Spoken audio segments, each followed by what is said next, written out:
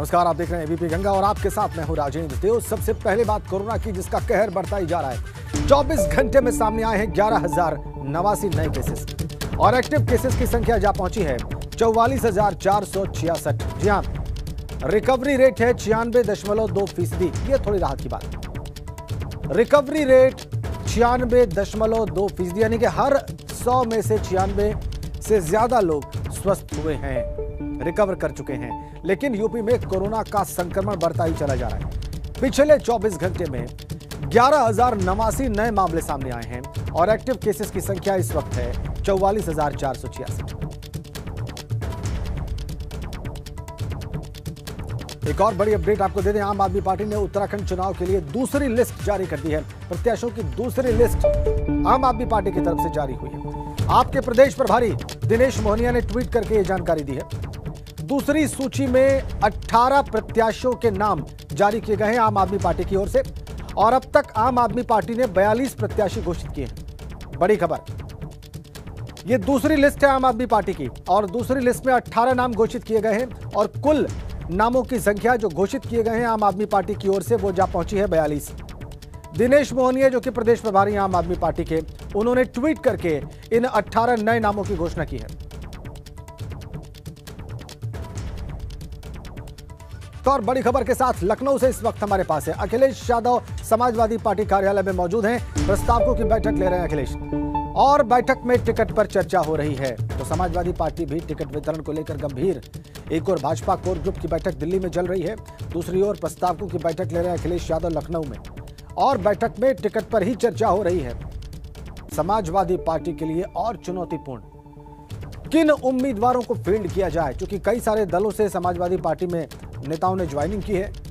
किन उम्मीदवारों को फाइनल किया जाए, कैसे, अगर अपने पुराने कार्यकर्ता को छोड़कर किसी आगंतुक को टिकट दिया जा रहा है, नवागंतुक को टिकट दिया जा रहा है, तो कैसे असंतोष को मैनेज किया जाए, ये भी समाजवादी पार्टी के सामने एक बड़ी चुनौती होगी। तो लखनऊ में बड़ी बैठक, प्रस्तावकों की बैठक ले रहे हैं अखिलेश यादव और टिकट बंटवारे पर ही चर्चा हो रही है। एक और दिल्ली में यूपी भाजपा कोर ग्रुप की बैठक चल रही है, दूसरी ओर लखनऊ में प्रस्तावकों के साथ बैठक कर रहे हैं अखिलेश यादव, सपा अध्यक्ष, और वहां भी चर्चा टिकट बंटवारे पर। बड़ी अपडेट लखनऊ से इस वक्त हमारे पास, चुनाव से जुड़ी हुई और टिकट बंटवारे से जुड़ी हुई। चलिए आगे बढ़ते हैं। संगम नगरी प्रयागराज में 14 जनवरी से माघ मेले की शुरुआत हो रही है। हालांकि मेला शुरू होने से पहले ही यहां पर कोरोना ने दस्तक दे दी। मेला क्षेत्र में कोरोना पांव पसार चुका है और यहां पर ड्यूटी करने वाले 7 पुलिसकर्मी संक्रमण की चपेट में आ चुके हैं। 7 पुलिसकर्मियों की कोविड रिपोर्ट पॉजिटिव आई है। इससे मेला क्षेत्र में हड़कंप मचा हुआ है। मेले के एसपी डॉक्टर राजीव नारायण मिश्र ने पुलिसकर्मियों के संक्रमित होने की पुष्टि कर दी है। उन्होंने बताया है कि इन सभी पुलिसकर्मियों को आइसोलेशन में भेज दिया गया है और इसके बाद अब मेले में ड्यूटी करने वाले सभी पुलिसकर्मियों की फिर से कोविड जांच कराई जाएगी। इतना ही नहीं, दूसरे डिपार्टमेंट से ड्यूटी करने वाले कर्मचारियों का भी कोविड टेस्ट कराया जाएगा।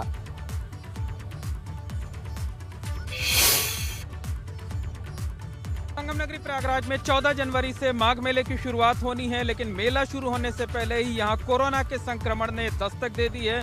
प्रयागराज में मेला शुरू होने से पहले ही 7 पुलिसकर्मियों की रिपोर्ट पॉजिटिव आई है। 7 पुलिसकर्मी कोरोना से संक्रमित पाए गए हैं। यह हाल तब है जब सीमित संख्या में पुलिसकर्मियों की रैंडम टेस्टिंग की गई थी। माघ मेला क्षेत्र में 7 पुलिसकर्मियों के संक्रमित होने के बाद से यहां हड़कंप मच गया है, अफरा तफरी मच गई है। मेले के जो पुलिस अधिकारी हैं, एसपी हैं डॉक्टर राजीव नारायण मिश्र, उन्होंने 7 पुलिसकर्मियों के संक्रमित होने की पुष्टि की है। उन्होंने ये बताया है कि इन 7 पुलिसकर्मियों को आइसोलेशन में भेज दिया गया है, उनका ट्रीटमेंट कराया जा रहा है। इसके साथ साथ मेले में जो भी पुलिसकर्मी ड्यूटी कर रहे हैं उन सभी की आज टेस्टिंग कराई जाएगी। इसके साथ साथ जो दूसरे विभाग के कर्मचारी हैं, अब उनकी भी नए सिरे से टेस्टिंग कराई जाएगी। हालांकि आपको बता दें कि 7 पुलिसकर्मियों के संक्रमित पाए जाने के बावजूद मेले क्षेत्र में एंट्री पॉइंट से लेकर माघ मेला अधिकारी के कैंप ऑफिस तक कहीं भी जो है वो सुरक्षा के या चेकिंग के पुख्ता इंतजाम नहीं किए गए हैं। कोई सतर्कता नहीं बरती जा रही। इस वक्त हम मौजूद हैं माघ मेला अधिकारी के कैंप कार्यालय के बाहर। आप देख सकते हैं कि यहाँ गेट खुला हुआ है, कोई भी बेरोक टोक, बिना रोक टोक के सीधे जो है उनके दफ्तर में एंट्री कर सकता है। मेला क्षेत्र में श्रद्धालुओं का आना लगातार जारी है, तो साफ कहा जा सकता है कि जिस बात की आशंका जताई गई थी, जिस बात का अंदेशा जताया गया था, आखिरकार वही हुआ है। मेला अभी शुरू नहीं हुआ है और 7 पुलिसकर्मी संक्रमित पाए गए हैं। ऐसे में अंदाजा लगाया जा सकता है कि जब यहां लाखों की भीड़ एक साथ इकट्ठा होगी, कोविड प्रोटोकॉल की धज्जियां उड़ेंगी, तो नतीजा क्या होगा, अंजाम क्या होगा, इसका अंदाजा खुद ही लगाया जा सकता है। मोहम्मद मोइन, एबीपी न्यूज, संगम नगरी, प्रयागराज। आप मोहम्मद मोइन की रिपोर्ट देख रहे थे प्रयागराज से। बहुत सारी बातें उन्होंने अपनी रिपोर्ट में बताई हैं, लेकिन इस वक्त वो हमारे साथ सीधा जुड़े हुए हैं। सीधा उन्हीं का रुख करेंगे, मोइन के पास चलेंगे। मोइन, आपकी रिपोर्ट अभी हमारे दर्शकों ने देखी और आपने दिखाया कि कोई सतर्कता नहीं है पूरे मेला क्षेत्र में। और कल भी जब हम बात कर रहे थे और आप वहाँ पर लोगों से बात कर रहे थे, तो उनका लापरवाह होना भी बिल्कुल साफ जाहिर हो रहा था। तो आम दर्शनार्थी भी लापरवाह दिखाई दे रहा था और मेला प्रशासन के लोग भी कोई बहुत सतर्क दिखाई नहीं दिया। ऐसे में मोइन, कैसे नैया पार लगेगी आगे?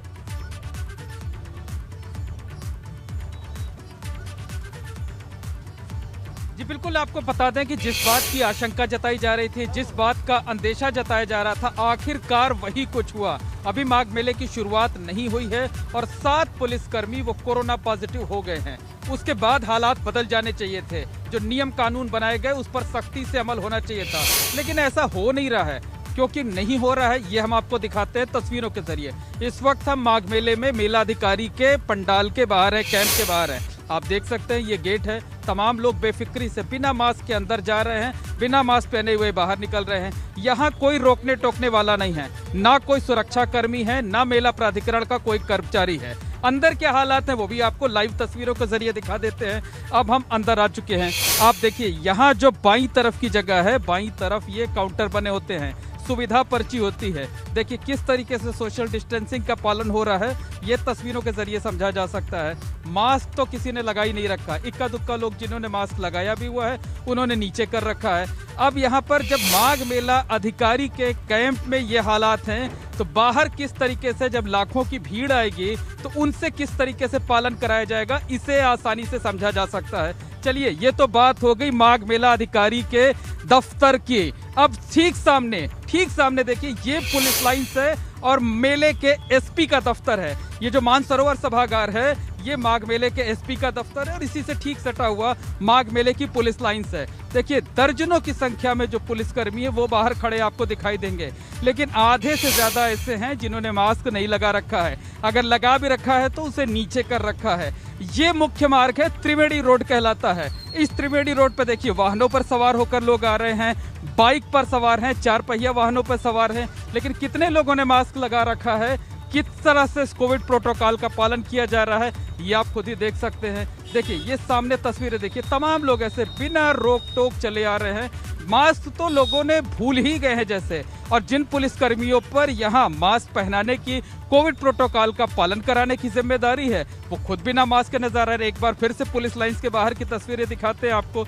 देखिए जो पुलिसकर्मी, दूर तक आपको ढेर सारे पुलिसकर्मी खड़े नजर आएंगे, लेकिन कहीं जो है आधे से ज्यादा लोगों ने मास्क नहीं लगा रखा है। मेले में बिना रोक टोक लोग एंट्री करते आ रहे हैं। देखिए वाहनों का जो काफिला है वो लगातार जो है आगे बढ़ता आ रहा है। देखिए किस तरीके से बिना मास्क के चले आ रहे हैं ये भाई साहब, चले आ रहे हैं। यार रुकिए भैया जरा सा, रुकिए। क्या नाम है आपका?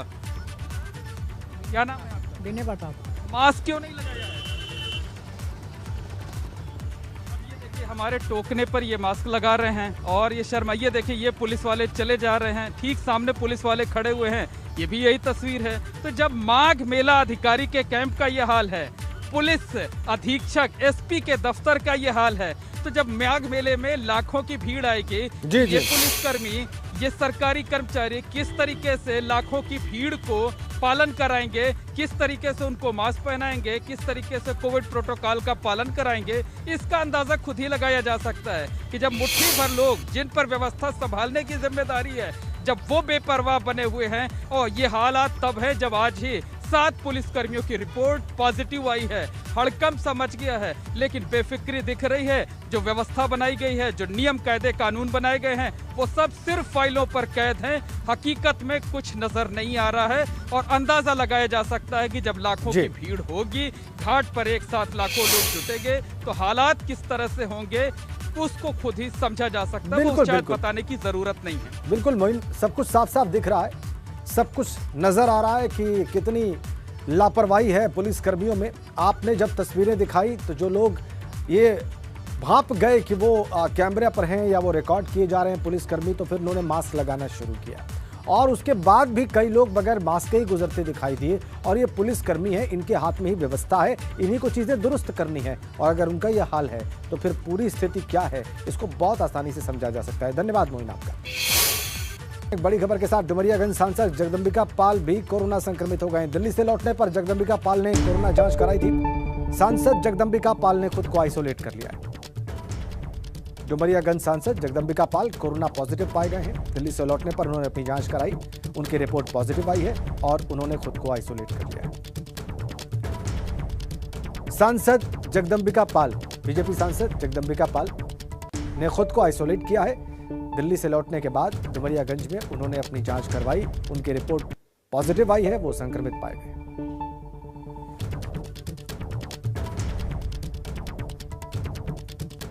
गाजियाबाद में लगातार केसेस आ रहे हैं। 24 घंटे में 1679 नए मामले सामने आए हैं और एक्टिव केसेस की संख्या जा पहुंची है 6125। गाजियाबाद में संक्रमण फैलता हुआ, संक्रमण बढ़ता हुआ, संक्रमण का दायरा व्यापक होता हुआ 24 घंटे में सामने आए हैं 1679 नए मामले और कुल एक्टिव केसेस गाजियाबाद में इस वक्त 6125।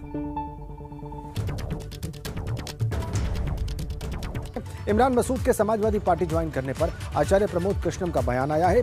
इमरान मसूद का सपा में जाना उन्होंने दुर्भाग्यपूर्ण बताया है। इमरान मसूद ने जो रास्ता चुना उससे भाजपा से नहीं लड़ सकते। भाजपा को देश से हटाने के लिए कांग्रेस अकेली पार्टी है जो लड़ सकती है। ये चुनाव नहीं है, ये धर्म युद्ध है, ये कहा है प्रमोद कृष्णम। 2022 के चुनाव का बिगुल बज चुका है। अब सब पार्टियों में एक दूसरे नेता जाने को आतुर दिखाई दे रहे हैं। वहीं अगर बात की जाए पश्चिमी उत्तर प्रदेश की, तो पश्चिमी उत्तर प्रदेश से कांग्रेस के एक मजबूत नेता थे इमरान मसूद, अब वो सपा के हो गए हैं। हमारे साथ बात करने के लिए आचार्य प्रमोद कृष्णम जी है। प्रमोद जी, आप प्रियंका जी के राजनीतिक सलाहकार भी हैं, 4 सीट कमेटी के सदस्य भी हैं और आपकी पार्टी अब कमज़ोर होती नज़र आ रही है क्योंकि एक मजबूत नेता कहे जाते थे पश्चिम उत्तर प्रदेश के इमरान मसूद, अब वो सपा में शामिल हो गए। देखिए, आवागमन संसार का नियम है, आना जाना लगा रहता है। राजनीति में भी लोग आते हैं जाते हैं, इलेक्शन का दौर है, लेकिन जब कोई पार्टी छोड़ के जाता है तो उसका नुकसान होता है और उनके जाने से मुझे तकलीफ भी है। मैं ये नहीं कहूँगा कि उनके जाने से कोई कांग्रेस पे फर्क नहीं पड़ेगा। जो हम मिलकर के लड़ाई लड़ रहे थे उसमें नुकसान होगा, लेकिन इसको मैं दुर्भाग्य ही कहूँगा कि इमरान मसूद साहब ने जो रास्ता चुना है वो रास्ता बीजेपी से, उस रास्ते पे चल के बीजेपी से लड़ा नहीं जा सकता है। अगर बीजेपी को पूरे देश से हटाना है तो कांग्रेस अकेली एक ऐसी पार्टी है जो बीजेपी को इस देश से हटा सकती है। क्या देश को बचाया जाएगा सपा के साथ मिलकर? क्या कांग्रेस एक मजबूत पार्टी नहीं है? अगर कांग्रेस में रहकर भी अगर बचाने वाली जिस तरह से आप बात कर रहे हैं कि बीजेपी से लड़ना है, तो कांग्रेस तो सबसे बड़ी पार्टी है अगर देखा जाए तो, और आप सपा में जा रहे हैं आपके नेता, तो कहीं ना कहीं कमजोर हो रही है कांग्रेस। हमारे नेता छोड़ करके जा रहे हैं, मैंने कहा कि इससे हमें तकलीफ हो रही है, लेकिन वो रास्ता बीजेपी से लड़ने का रास्ता नहीं है। समाजवादी पार्टी हो या बहुजन समाज पार्टी हो या और भी क्षेत्रीय दल हों, इनमें इतना ना तो इनमें कुवत है, ना इनमें इतनी ताकत है, ना इनकी इतनी इमेज है कि ये योगी जी, मोदी जी और अमित शाह को हरा सकते हैं। मैंने फिर एक बार मैं आपसे कह रहा हूं कि अगर देश में बीजेपी को हटाना है तो कांग्रेस का तिरंगा हाथ में लेना पड़ेगा और प्रियंका गांधी को नेता मानना पड़ेगा। तो ये थे आचार्य प्रमोद कृष्णम, जिनका साफ तौर पे ये कहना है कि अगर बीजेपी को हराना है तो कांग्रेस ही हरा सकती है बीजेपी को, समाजवादी पार्टी नहीं हरा सकती। गाजियाबाद से एबीपी गंगा के लिए मैं शक्ति सिंह। विधानसभा चुनाव के लिए सभी राजनीतिक दल एक्शन में हैं और इस चुनाव में सभी को टिकटों की आस भी है। आज सुबह समाजवादी पार्टी के प्रदेश अध्यक्ष नरेश उत्तम पटेल के घर पर भी तमाम ऐसे कार्यकर्ताओं की भीड़ नजर आई जो टिकट की आस लिए वहां पर पहुंचे थे। देखिए हमारे संवाददाता अनुभव शुक्ला की रिपोर्ट। चुनाव आयोग ने भले ही कोरोना के बढ़ते मामलों के चलते रैलियों पर, जनसभाओं पर, साइकिल यात्राओं पर, बाइक यात्राओं पर रोक लगा रखी हो, लेकिन नेताजी क्या कह रहे हैं? तमाम सारे जो लोग हैं, खासतौर से जो टिकट के आस रखते हैं, वो इसी तरीके से हर दिन सुबह सुबह कभी पार्टी कार्यालय पहुंचते हैं, कभी नेताजी के आवास पर पहुंच जाते हैं। देखिए, प्रदेश अध्यक्ष समाजवादी पार्टी के नरेश उत्तम, उनका आवास है ये बहुखंडी में, और यहाँ तमाम सारे लोग सुबह से ही पहुँचे हुए हैं। भीड़ हमें यहाँ पर भी नज़र आ रही है, कुछ लोग मास्क लगाए भी हैं, कुछ लोग बिना मास्क के भी नज़र आ रहे हैं। ऐसे में सबसे ज़्यादा मुश्किल नेताओं की बढ़ चुकी है। क्यों? क्योंकि उनके यहाँ सुबह से ही इसी तरीके से भीड़ हो जा रही है और हर कोई टिकट की उम्मीद लगाए बैठा हुआ है। तो लोग बायोडाटा भी लेकर आते हैं, ये भी कहते हैं कि उन्हें ही टिकट दिया जाए। देखिए, तमाम सारे लोग यहाँ पहुँचे हैं। आप कहाँ से आए हैं? हम बरेली से आए हैं, बिथरी चैनपुर विधानसभा से। टिकट की आस है? जी जी, शिवचरण कश्यप नाम हमारा। हम ऐसी जगह से मांग रहे हैं टिकट जहाँ कश्यप ही एमएलए बनता है। आप कहाँ से आए? मैं सर हरदोई से आया हूँ। अभी अपना बायोडाटा वगैरह लाए? हाँ लाया हूँ। टिकट चाह रहे हैं? हाँ, 158। सुबह ही आ गए थे? हाँ, मॉर्निंग में। आपका क्या नाम है? मैं अलीगढ़ से हूँ, अशोक यादव। आप भी टिकट चाह रहे हैं? शुभकामनाएं देने आए अपने प्रदेश अध्यक्ष को। आने वाले दिनों में सरकार बन रही है, इसलिए ज़्यादातर लोग यहाँ ऐसे ही नजर आ रहे हैं। आप कहाँ से आए? अलीगढ़ से आए, राजेश यादव। टिकट की आस है? शुभकामनाएं देने सरकार। एक बड़ी खबर मिल रही है। बसपा महासचिव सतीश चंद्र मिश्र का बड़ा बयान सामने आया है। बीएसपी सुप्रीमो मायावती विधानसभा चुनाव नहीं लड़ेंगी। ये Satish Chandra Mishra BSP general secretary का बयान है। मैं भी नहीं लड़ूंगा विधानसभा चुनाव, ये भी उन्होंने साफ कर दिया है। बसपा सभी सीटों पर अकेले चुनाव लड़ेगी, ये तीसरा बड़ा बयान। तो तीन बड़ी बातें कही है सतीश चंद्र मिश्र ने। पहली, बीएसपी सुप्रीमो मायावती विधानसभा चुनाव नहीं लड़ेंगी। दूसरी, वो स्वयं विधानसभा चुनाव नहीं लड़ेंगे। और तीसरी, बीएसपी सभी 403 विधानसभा सीटों पर बगैर किसी गठबंधन के अकेले चुनाव मैदान में उतरेगी। तो तीन बड़ी बातें BSP general secretary Satish Chandra Mishra ने कही हैं। ये तीन बड़े बयान आज के होंगे।